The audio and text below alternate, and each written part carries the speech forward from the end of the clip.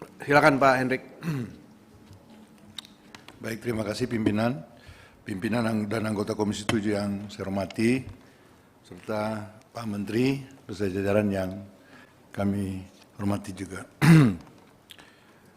Pak Menteri, terima kasih atas paparannya yang sudah disampaikan.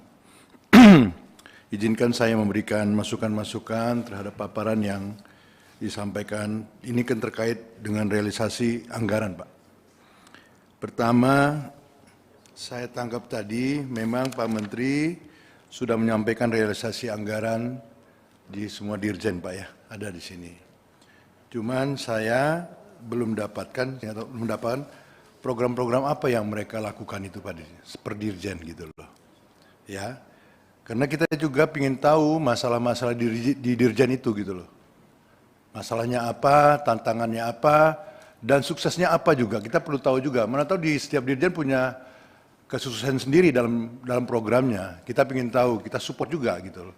Atau masalah-masalah apa yang perlu kita dukung dari Komisi 7 terkait dengan program-program dirjen. Jadi saya kira ini karena terkait dengan realisasi anggaran Pak Dirjen.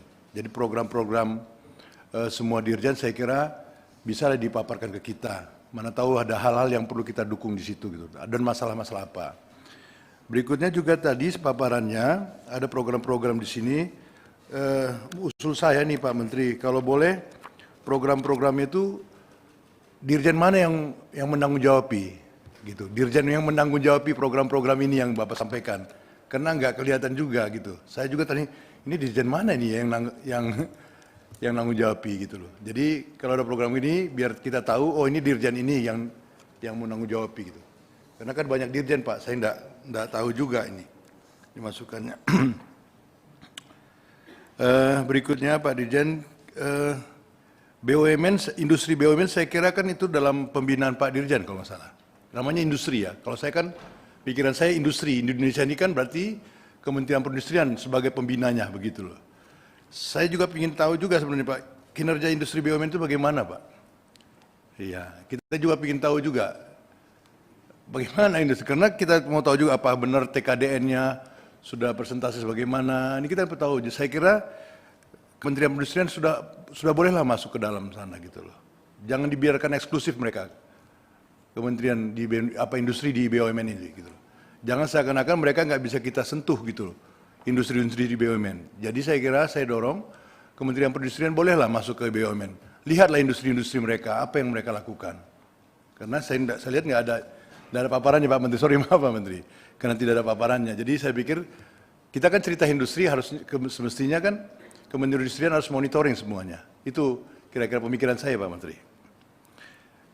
Yang berikutnya terkait indeks kepercayaan industri Pak Menteri. Saya mau tahu apakah ini prosesnya atau sistemnya dia survei atau sistem atau bagaimana pengelolaan IKI ini Pak Menteri, ya. Dan juga kita tahu apakah industri yang dimaksud ini adalah pasar domestik atau pasar ekspor. Ini kan sama-sama penting nih Pak Menteri. Jadi saya kira IKI ini bisa juga lah dua-dua domestik maupun ekspor gitu loh. Supaya juga kita contohnya misalnya para konsumen ataupun juga para investor juga ingin tahu juga kan apakah benar-benar industri-industri domestik ekspor yang kira-kira yang prima lah kira-kira yang premium gitu. Itu Pak Menteri mungkin bisa dijelaskan ke kita. Yang terakhir terkait SPKLU yang listrik kendaraan listrik itu, apakah memang ada izinnya dari Kementerian Perindustrian, Pak Menteri? Karena teman-teman di